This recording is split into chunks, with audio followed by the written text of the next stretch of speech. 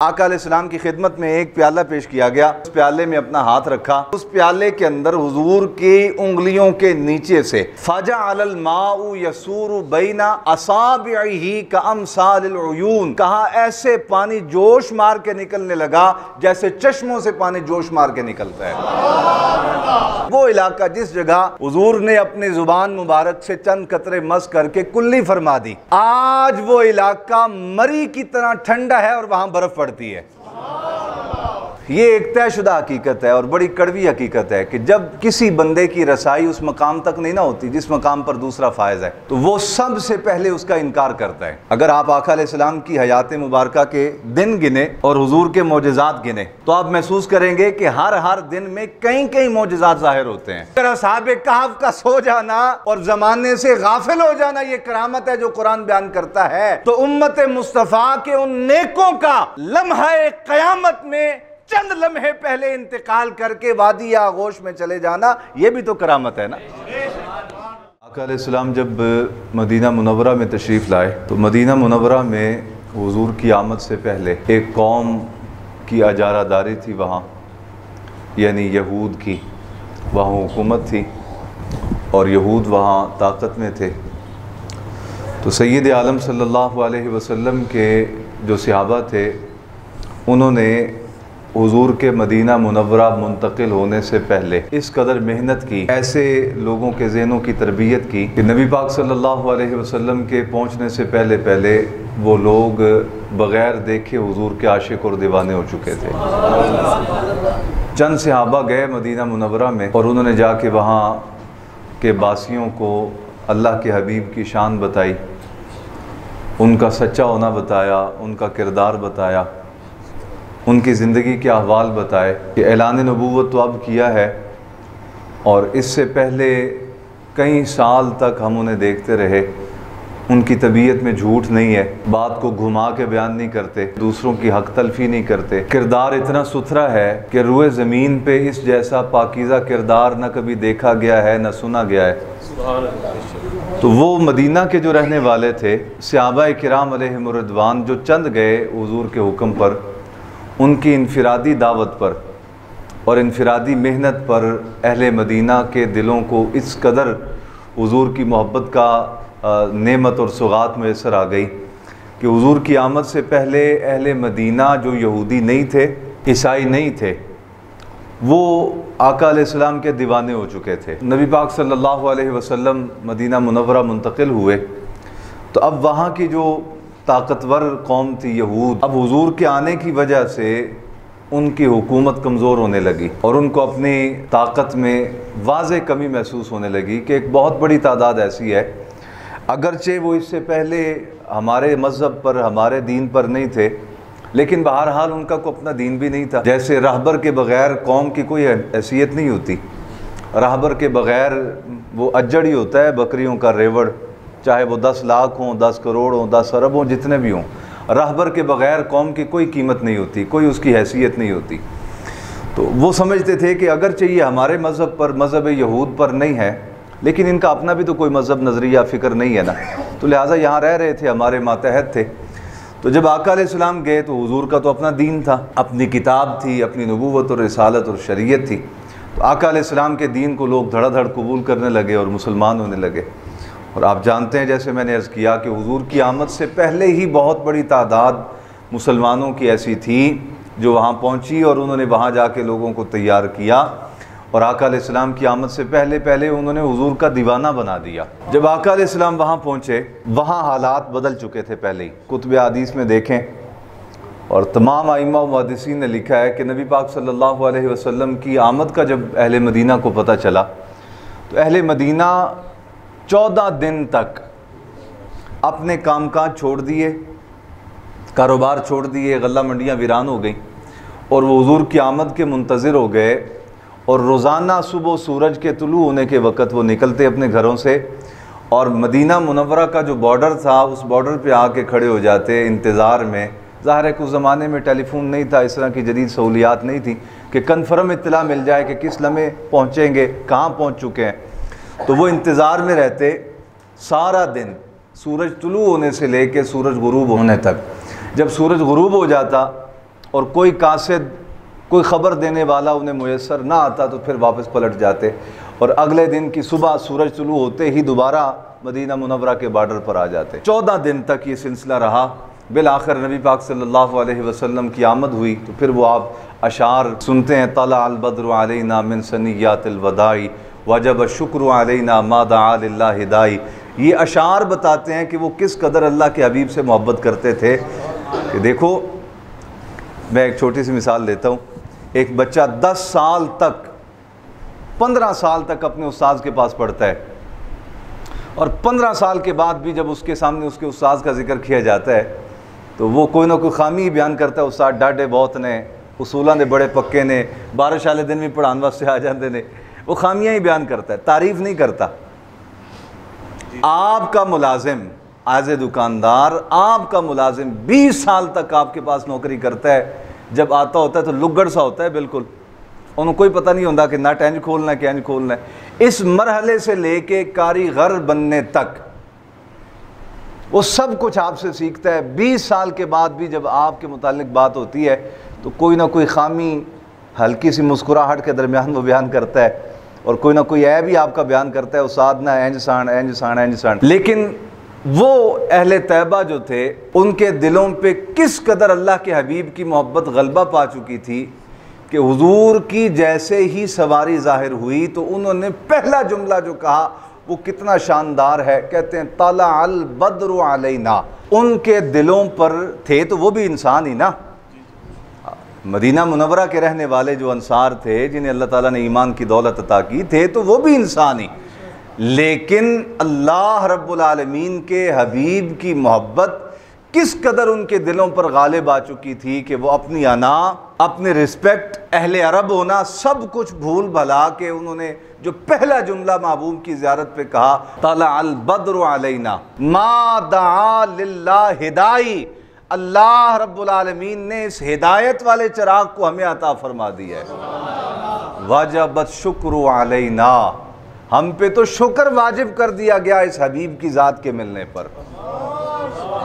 یہ کتنی بڑی بات ہے۔ میں نے کہا آپ بحیثیت چھوٹا بھائی اتنی نعمتیں اپنے بھائی سے حاصل کرتے ہیں، وہ آپ کو کاروبار کروا دیتا ہے، شادیاں کروا دیتا ہے، آپ کو سٹینڈ کر دیتا ہے۔ آپ کی اوقات اور حیثیت اتنی ہوتی ہے کہ اگر بڑا بھائی آپ کو سٹینڈ نہ کرے آپ گلیوں میں مانگتے پھریں۔ یہ ایک نہیں کئی کیسز ایسے میرے سامنے موجود ہیں۔ بڑا بھائی یا باپ آپ کو سٹینڈ کرتا ہے، قدموں پہ کھڑا کر دیتا ہے، بزنس مین بنا دیتا ہے، آپ کو بال بچے دار بنا دیتا ہے، لیکن آپ اس کے بارے میں 2 جملے تحسین کے۔ ایک استاد تت پت کرنے والا بچہ ہوتا ہے، تت پت، اس کو وہ فلاسفر بنا دیتا ہے، اس کو وہ پی ایچ ڈی اسکالر بنا دیتا ہے، اس کو وہ MBBS ڈاکٹر بنا دیتا ہے، لیکن وہ بچہ طالب علم تت پت کی زندگی سے لے کے PhD کرنے تک، MPhil کرنے تک، عالم دین بننے تک، بلکہ یہ دینی شعبے میں پھر بھی کوئی نہ کوئی لحاظ موجود ہے، دیگر جو دنیاوی شعبے ہیں ان میں تو بالکل ہی ختم ہو گیا نا۔ وہ اپنے استاد کے بارے میں تحسین کے کلمات نہیں کہتا۔ اب آپ اندازہ فرمائیں کہ وہ اہل ایمان اولین جنہیں اللہ رب العالمین نے منتخب فرمایا اپنے حبیب کی غلامی کے لیے، ان کے دل کس قدر پاکیزہ کر دیے، ان کے دلوں پر کس قدر اپنے حبیب کی محبت کا غلبہ اور رنگ چڑھا دیا اللہ نے۔ وہ اپنی ساری ڈگنیٹیاں، اپنی ساری شانیں ایک طرف رکھ کے محبوب کی تعریف کر رہے ہیں، اور ابھی زندگی کا آغاز نہیں ہوا ایمانی زندگی کا جس میں وہ کہہ سکیں کہ ہم بے ہدایتیں تھے تو ان کے آنے کی وجہ سے ہمیں ہدایت ملی، ہم شرابی تھے تو ان کے آنے کی وجہ سے ہمیں ہدایت ملی، ہم سود خور تھے تو ان کے آنے کی وجہ سے ہمیں خیر ملی۔ ابھی وہ زندگی کا آغاز ہی نہیں ہوا، ابھی پہلی جھلک دیکھی اللہ کے حبیب کی تو ان کی زبانوں سے یہ الفاظ ادا ہو گئے، طلع البدر علینا ما دعا للہ داعی وجبت شکر علینا۔ اللہ تعالیٰ نے اتنا عظمت و شان والا سورج اور چراغ ہمیں عطا کر دیا جو روشنی کا مینار ہے، اور اس ہستی اور نعمت کے ملنے پر تو اللہ کا ہم پہ شکر واجب ہے کہ ہم اللہ کا شکر ادا کریں۔ اب آپ اندازہ کریں کہ جب اہل مدینہ کے دلوں کی یہ کیفیت ہو گئی تھی کہ حضور کے آنے پہ وہ سمجھنے لگ گئے کہ ہمیں اللہ کا شکر گزار ہونا چاہیے، ہمیں اللہ کا شکر ادا کرنا چاہیے، ایسی پاکیزہ ہستی مل گئی ہے۔ تو اب یہاں رک کے ایک لمحے کے لیے دوسری جانب اس زمانے کی جو مدینہ منورہ کی حکومت تھی، صاحبان اقتدار تھے یہود، ان کو اپنی حکومت قائم رکھنے میں اور اپنے نظام کو سٹیبل رکھنے میں کس قدر خوف کا سامنا ہوگا۔ ان کے ماتحت رہنے والے لوگ جب کسی اجنبی ہستی کے متعلق اس قدر محبت کا اظہار کرنے لگ جائیں، ہمارا یہاں کسی کا شاگرد ہو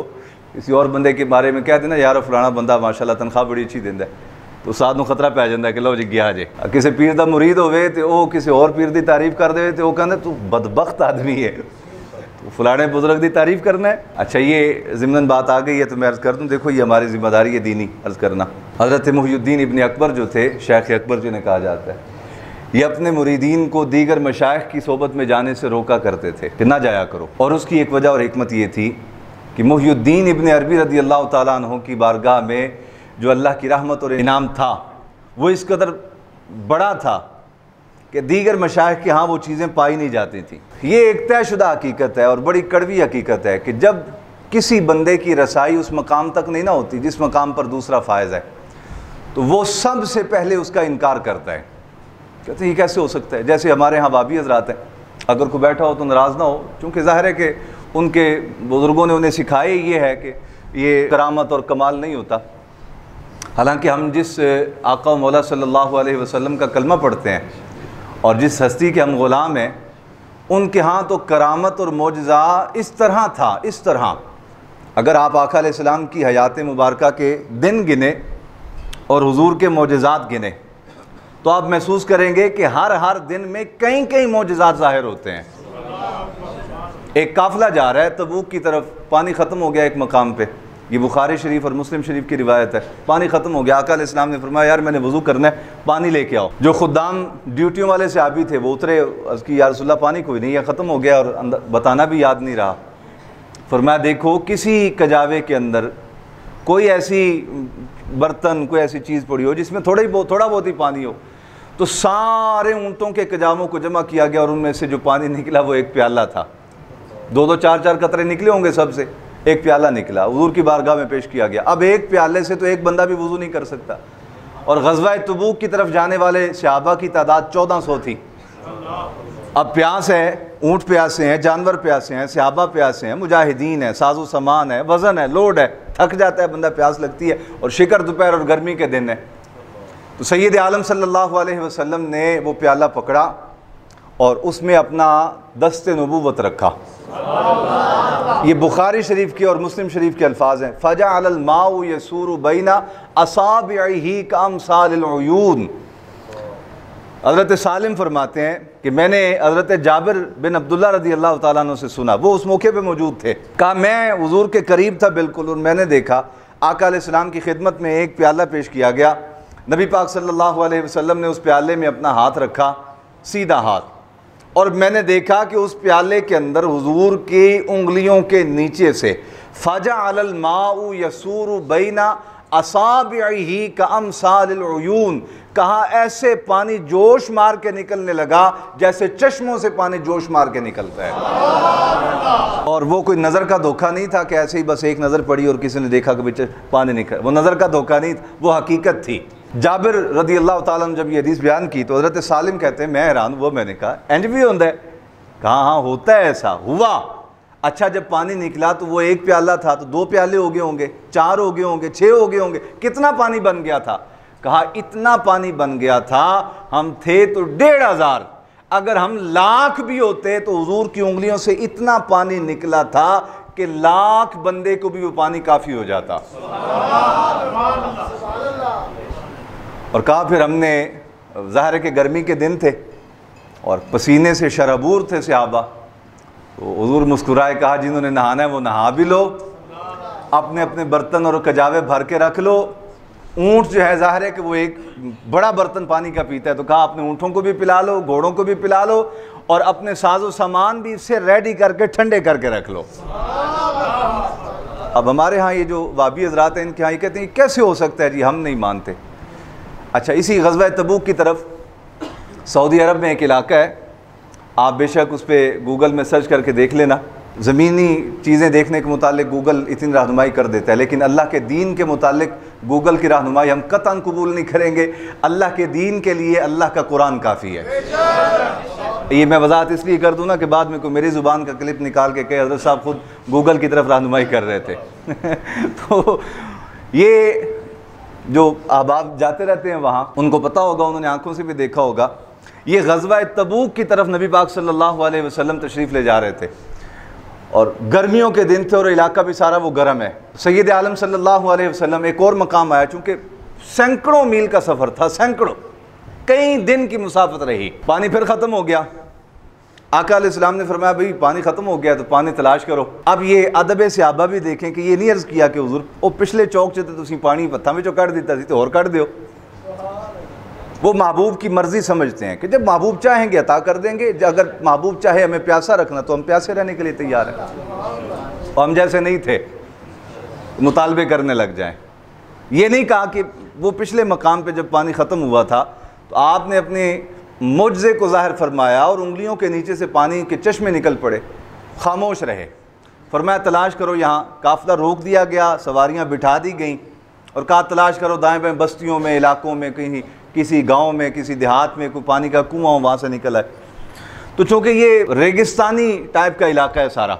جس جگہ وہ قافلہ رکا ہوا تھا، ایک صحابی آئے، عرض کی یا رسول اللہ وہ دور دراز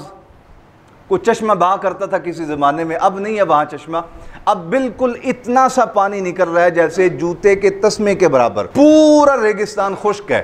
ایک جگہ وہ تھوڑا سا پتھر ہے وہاں سے پانی نکل رہا ہے تھوڑا سا،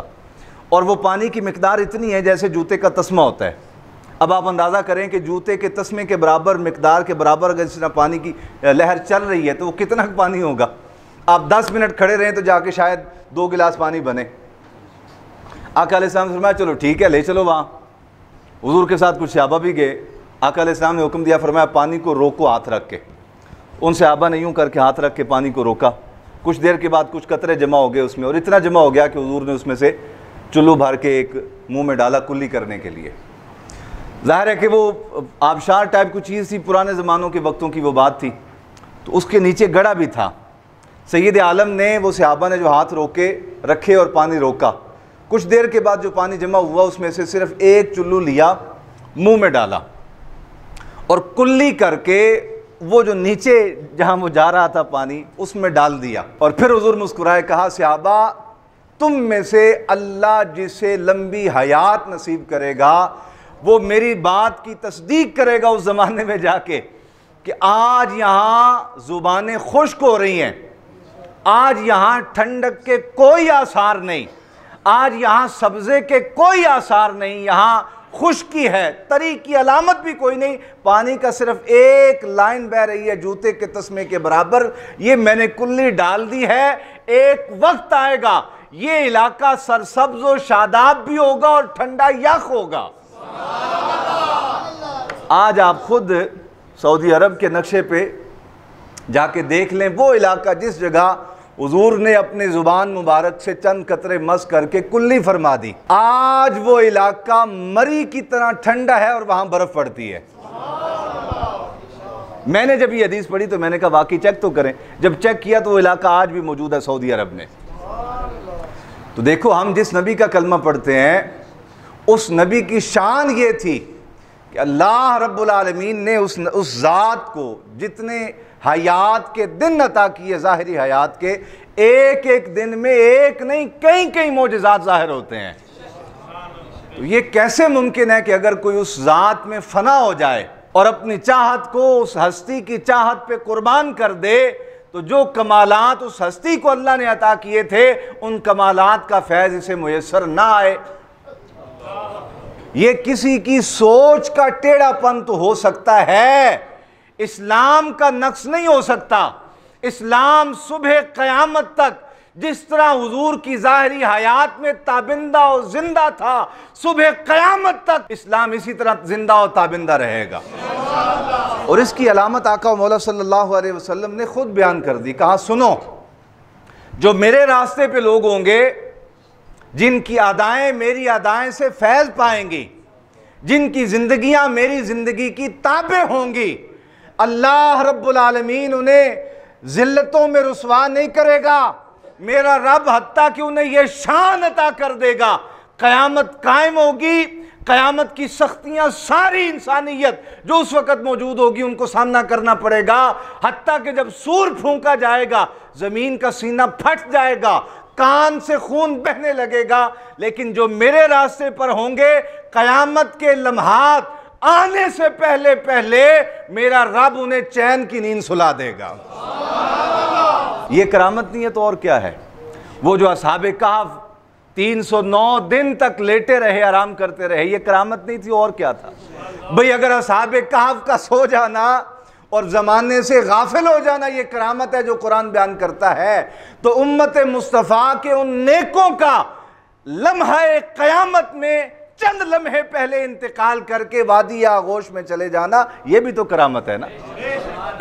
میرے عزیزان گرامی، یہ کسی کی سوچ کی فکر کا ٹیڑھا پن ہے، اسے یہ لگتا ہے کہ اب کرامت ہو نہیں سکتی،